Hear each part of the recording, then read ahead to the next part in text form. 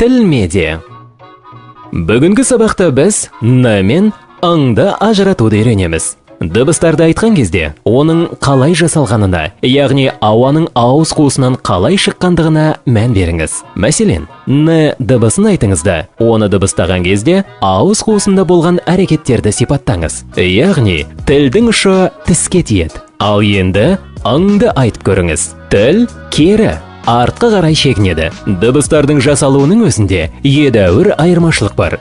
Н дыбысын айтқанда, н-дан кейін а дыбысы қосарлана естіледі. Яғни, н түріндегідей. Бұл жазылу емес, естігеніміз. Ал ың дыбысын айтқан кезде, керісінше а дыбысы ыңның алдына шығып кетеді. Яғни, ың түрінде. А дыбысының көмегімен дыбыстарды оңай ажыратуға болады деген сөз. Кейбір әдістерде ың дыбысы сөздерде аз кездеседі. Сол себепті мұндай сөздерді жаттап алып ақ үйренуге болады деп жатады. Бұл да дұрыс шығар. Дегенмен барлық сөзде емес, сол сөздің түбірін ғана жаттап алсаңыз, жетіп жатқаны. Сол түбірден өрбіген сөздердің мағынасы бірдей болмағанымен, дыбысталуы бірдей келіп, бір сөздің қайта қайталануын көріп отырсыздар. Мысалы, жаңа, жаңалық, жаңаша, жаңашыл, жең, жеңіл, жеңілдік, жеңілтек, жеңіс, жеңімпаз, жеңге, тың, тыңда, тыңдалым, тыңшы, тыңайт, тыңайтқыш,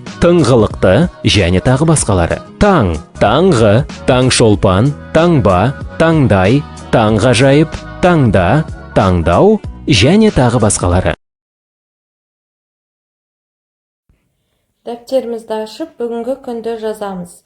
Қазанның 26-сы үй жұмысы, 62-ші жаттығу, 64-ші бет. Сөйлемді көшіріп жаз.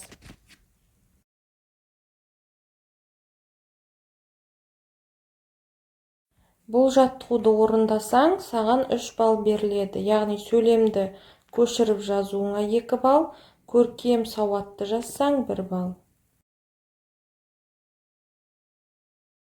57-ші жаттығу, 65-ші бет. Көп нүктенің орнына н, ың әріптерінің тиісін қойып көшіріп жаз. 57-ші жаттығуға барлығы 3 балл беріледі. 2 балл көп нүктенің орнына тиісті әріпті қойып көшіріп жазғаның үшін, және 1 балл көркем және сауатты жазғаның үшін.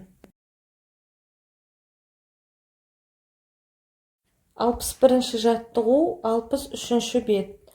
Бұл жаттығуды ауызша орындайсың. Өлеңді мәнерлеп, түсініп оқып, төменде берілген сұрақтарға жауап бер. Жауаптарыңды аудио жазба бойынша жібер.